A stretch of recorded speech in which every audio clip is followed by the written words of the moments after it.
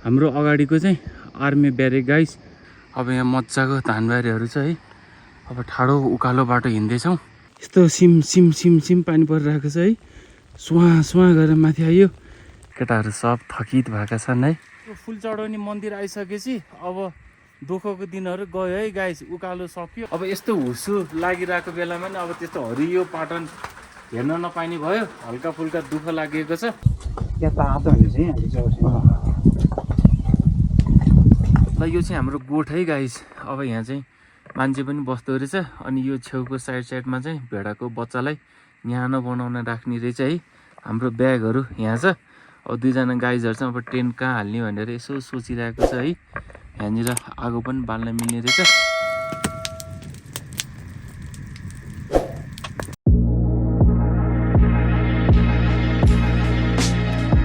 Hello and नमस्ते guys, welcome back to my YouTube channel Ranjo. अहिले चाहिँ हामी यो मार्तडीको बडिमालिका मन्दिरमा छौँ है। अब हाम्रो माथिको बडिमालिकाको यात्रा हामी सुरु गर्दैछौँ। अब आज चाहिँ डे 1 है हाम्रो ट्रेकिङको। अब यहाँबाट हामी सोता पाटन भन्ने ठाउँसम्म गएर आज बस्छौँ। अब लगभग त्यस्तै 7 घन्टा 8 घन्टाको ट्रेक छ अरे गाइज होइन। अब ब्यागमा सब प्याकिङहरू गरेर रेडी भएर हामी चाहिँ यो मन्दिरबाट निस्किँदैछौँ। ल गाइस यात्रा सुरु गरौँ है त।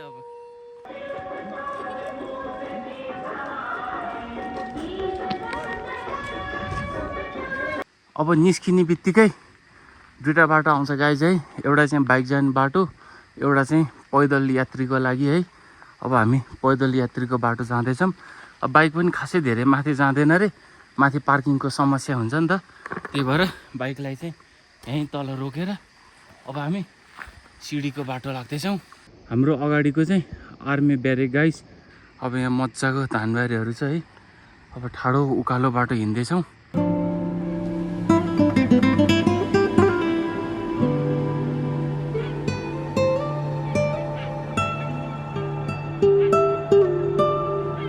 रोडको बाटो नगइकन सर्टकट गयौँ भने चाहिँ यस्तो ठाडो छ है गाइस। रोडको चाहिँ हल्का लामो छ, सिधै डाँडा चढ्ने हो। 2 घन्टा जति हिँडेपछि हामी चाहिँ उहाँ दाइको घर आइपुग्यौँ है। अब यहाँ बसेर चट्ट यो पोलेको मकै खाँदैछौँ। भित्र तातो तातो खाना पनि बन्दैछ। ल अब हाम्रो खाना रेडी भएको छ है। अब दाइले चाहिँ खाना हाल्दै हुनुहुन्छ, दिदीले यहाँको लोकल मोही हाल्दै हुनुहुन्छ है। अनि आगोमा चाहिँ हाम्रो उसिनेको आलु बन्दैछ बाटोको लागि खाजा। अब चट्ट दाइको घरमा बसेर हामी 3 जना खाना खान रेडी भइसक्यौँ है गाइस। अब यहाँसम्म आइपुग्न चाहिँ त्यस्तै 2 घन्टा जति हिँड्यौँ हामी है। अब बाहिर एकदम टन्टला पुर घाम लागिरहेको छ। अब मस्तसँग दाल भात साग अनि मोही मिठो गरेर हामी खाँदैछौँ है त गाइस। यो चाहिँ अब खलादिनको लास्ट गाउँ भनौँ। हाम्रो उहाँ दाइको घरमा चाहिँ हामीले खाना खायौँ है। ल अस्दै अब यहाँबाट माथितिर पुग्यो भने खाना केही पाइँदैन। अब 3-4 दिन खाना भने त्यस्तै हो गाइज है। अब हल्का फुल्का आलु पनि बोकेको छौँ। अब हाम्रो यात्रा फेरि हामी सुरु गर्दैछौँ। ल हामीले चाहिँ बडिमालिका भन्छौँ, यहाँ चाहिँ मालिका भन्दो रहेछ है गाइज। मालिका जाने बाटो भरेङ्गो सर्टकट बाटो लाग्दैछौँ। अनि हामीले खाना खाएको होटेल चाहिँ त्यो जङ्गल सुरु भयो गाइस। अब मस्त जङ्गलको बाटो आनन्दले शीतल खाँदै हिँड्दैछौँ हामी। उकालो चाहिँ यस्तो ठाडो छ गाइस है। अनि ठाउँमा यस्तो ढुङ्गाको प्रतीक्षालय पनि छ। ठाडै जङ्गल चढ्दैछौँ हामी। अब यो जङ्गलको बिचमा सेकेन्ड धर्मशाला आयो है गाइस। धर्मशालाको साइडमा सानो एउटा टिनको टोयलेट पनि छ यहाँ साइडमा है। अनि मेरो लागि चाहिँ नौलो कुरा है, यत्रो ठुलो डस्टबिन मैले लाइफको फर्स्ट टाइम देख्दैछु है। पोहोर मलाई भनेर कुहिने र नकुहिने दुईवटा पोहोर राख्ने ठाउँ छ। यत्रो ठुलो नि डस्टबिन हुने रहेछ। ल बाहिरबाट मात्र होइन भित्रबाट नि पुरै खाल्टो छ अरे गाइस है। अब है अनि यहाँको मलसल बनाएर के गर्ने होला है। अब यहाँ उकालो आयो है गाइस फेरि ढ्यान ट्यान। फर्स्ट दिन चाहिँ है साह्रै ठाडो उकालो रहेछ गाइज होइन। अब खाना खाएको त्यस्तै 2 घन्टा जति भयो होला। फेरि हामी रोटी र आलु खाँदैछौँ है गाइज। अनि हिँडुन्जेल गर्मी, एकछिन बस्यो भने जाडो। अब माथि के हालत हुन्छ त्यही थाहा छैन। सुदीप झन् यहाँ हाफ कटुमा आएको छ है। जर्ने पूर्णिमाको मेलाको बेलामा चाहिँ बस्ने ठाउँ प्याक भयो भने 6-7 जना यहाँ पनि बस्छ अरे है गाइस। ठुलो छ ओडा रे। अब हामी चाहिँ यहाँ झोला बिसाउने ठाउँ रहन्छ है। अब माथि लाग्दैछौँ। ठाडो उकालो छ। हाम्रो विद्युत ब्रो निउरिएर बसिरहेको छ है। अब हामी माथितिर लाग्दैछौँ। लास्टै थकित भइरहेछ। सिमसिम सिमसिम पानी पर्न थाल्यो है। धन्न यो जङ्गलको भित्र भएको हुनाले पानी जति सब पातमा अड्केर छाताको काम गरेको छ है। अब मजाले हामी लाग्दैछौँ। अब एकछिनमा पानी बिसाएपछि माथि त्यो पातमा अड्केको पानी झरेर त्यसले नि एकचोटि भिजाउनेवाला छ है। अब माथिको धर्मशाला आउन लागेको छ। अब धर्मशालामा गएर पानी परि नै रह्यो भने एकछिन हामी विश्राम गर्छौँ।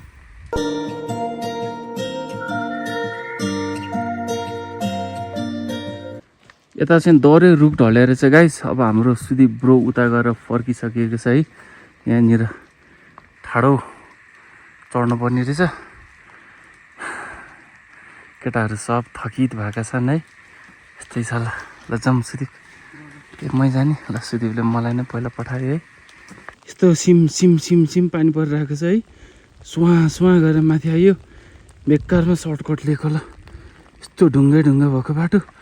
अनि बाइक माथिसम्म आउने रहेछ है। हामीले नि बाइक लिएर आउनुपर्ने रहेछ। ठुलो गल्ती गऱ्यौँ यार। हैट रोडै रोडको बाटो छ। ल गाइस पानी परेर वेदर पुरा डम्म भएको छ है। अनि हामी चाहिँ तेस्रो धर्मशालामा आइपुग्यौँ है। रेनकोटलाई चट्टै यहाँनिर राखेर हाम्रो गाइजहरू चाहिँ अब यहाँ आराम गर्दैछ। अब यो धर्मशालाबाट माथि चाहिँ अब पाटन चौर सुरु हुन्छ है। अब यस्तो हुसु लागिरहेको बेलामा नि अब त्यस्तो हरियो पाटन हेर्न नपाइने भयो। हल्का फुल्का दुःख लागेको छ। अब जाडो भएर मैले ज्याकेट पनि लगाइसकेँ है। अब एकछिन यसो पानी नरोकुन्जेल सायद हामी यहाँ विश्राम गर्छौँ होला। अब यो धर्मशालाको भित्र चाहिँ यस्तो छ ल। चट्ट लाएर बस्ने ठाउँ, आगो बाल्ने ठाउँ मजाको छ। मिरापिक जाँदा फेरि यस्तै खालको टोयलेट थियो गाइज है। यहाँ पनि यस्तै खालको टोयलेट रहेछ। अनि हाम्रो गाइजहरूले मिरापिकको भिडियो हेर्नुभएको छैन भने भिडियो हेरिदिनु होला। मस्तसँग धर्मशालामा बस्दैछौँ हामी चाहिँ। हामी अब यो तेस्रो धर्मशालाबाट निस्किँदैछौँ। पानी हल्का कम भयो, कम हुन चाहिँ, तर हुस्सु चाहिँ जस्ताको तस्तै छ है। अब जति सक्दो चाँडो माथि पुग्नु पर्ने छ। अब यस्तो 3000 चान्चुनको उचाइमा छौँ नि त अहिले हामी। अब बेलुका हुने बित्तिकै जतिखेर पनि पानी पर्न सक्छ है। ल यहाँ चाहिँ अब डाँडा पाटन क्षेत्र भनेर दिएको छ है। बडिमालिका मन्दिर जाने बाटो। अब हामी छिट्टै नै डाँडा पाटन पुग्दैछौँ है गाइज। पानीमा रुच्दै रुच्दै हामी चाहिँ अहिले फुल चढाउने मन्दिरमा आइपुग्यौँ है। अब यहाँ चट्ट फुल चढाएर माथि बडिमालिका जानुपर्छ। अब यो फुल चढाउने मन्दिर आइसकेपछि अब दुःखको दिनहरू गयो है गाइस। उकालो सक्यो। अब यहाँबाट सम्म हल्का उकालो हल्का ओह्रालो मजाको बाटो छ है। मन्दिरबाट 2 मिनट हिँडेपछि यहाँनिर अर्को पनि एउटा चौथो धर्मशाला छ है। अब हामी चाहिँ धर्मशालामा बसेर चौचौ खाँदैछौँ। अब जाडो कति छ भनेर कुरै नगरौँ है। लास्टै जाडो छ। हाम्रो विद्युत ब्रोले चाहिँ अब यहाँ आगो बाल्ने कोसिस गर्दैछ है। प्लास्टिकहरू यताउता हालेर मधुरो मुनिबाट आगो बल्दैछ। अब हामी 1 घन्टा जति यहाँ आराम गर्छौँ, आगो ताप्छौँ। आगो बाल्ने भनेर मजाले कोसिस गरियो गाइज। अब दाउरा सबै भिजाएर चाहिँ आगो बल्दै बलेन है। अब पानी पनि रोक्यो। अब यहाँबाट हामी निस्किँदैछौँ। अब कुन पाटन रे विद्युत? अब वारी पाटन आउँछ। अनि त्यसपछि सोता पाटन। अब सोता पाटनमा चाहिँ आज हाम्रो बसोबास हुन्छ है। किनभने त्यहाँ पानी छ रे। अब यो धर्मशाला त धेरै ठाउँमा छ तर पानी चाहिँ कहीँ पनि छैन क्या गाइस। अब हामी वारी पाटन अनि सोता पाटनमा लाग्दैछौँ। ल यहाँ बाटोमा चाहिँ भेडाको 1 बटालियन रहेछ है गाइस।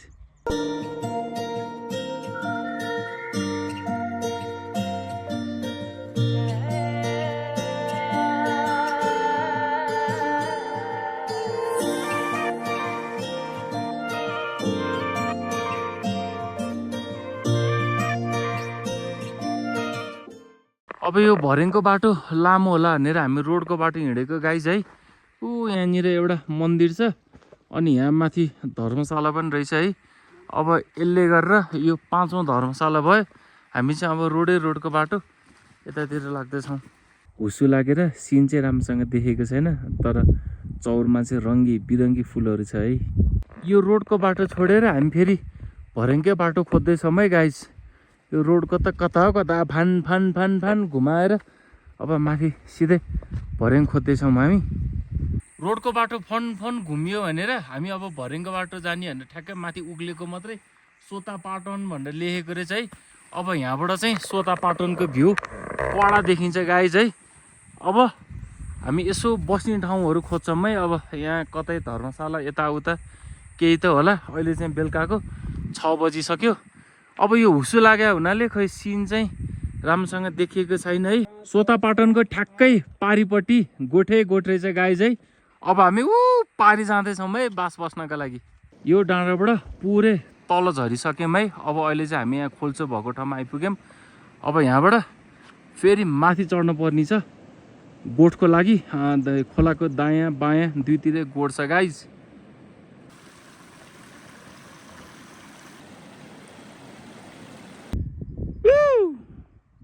यहाँ दुईटा चाहिँ गोठ छ है। अब दुईटामा कुनमा सुत्ने डिसाइड हुँदैछ। माथि पनि गोठे गोठ छ। हामीले चाहिँ अब गोठ डिसाइड गरिसकेका छौँ है। अब साइडमा पानीको खोल्चो पनि छ। अब यताउता गर्न जे गर्न नि सजिलो भएको हुनाले हामी यो गोठमा बस्दैछौँ है। अब एकचोटि हाम्रो गोठ कस्तो छ एकचोटि हेरौँ है त गाइज। भेडाको गोठ रहेछ यो। यो चाहिँ हाम्रो गोठ है गाइज। अब यहाँ चाहिँ मान्छे पनि बस्दो रहेछ। अनि यो छेउको साइडमा चाहिँ भेडाको बच्चालाई न्यानो बनाउन राख्ने रहेछ है। हाम्रो ब्यागहरू यहाँ छ। अब दुईजना गाइजहरू चाहिँ अब टेन्ट कहाँ हाल्ने भनेर यसो सोचिरहेको छ है। यहाँनिर आगो पनि बाल्न मिल्ने रहेछ। अब टेन्ट हाल्नेतर्फ लागौँ है त गाइज।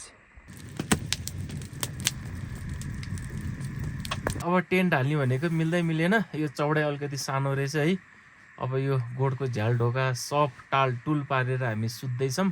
अब आजको हाम्रो डे 1 मार्तडीबाट सोता पाटनसम्मको भ्लग चाहिँ हामी यहीँ इन्ड गर्दैछौँ है त गाइज। ल बाई।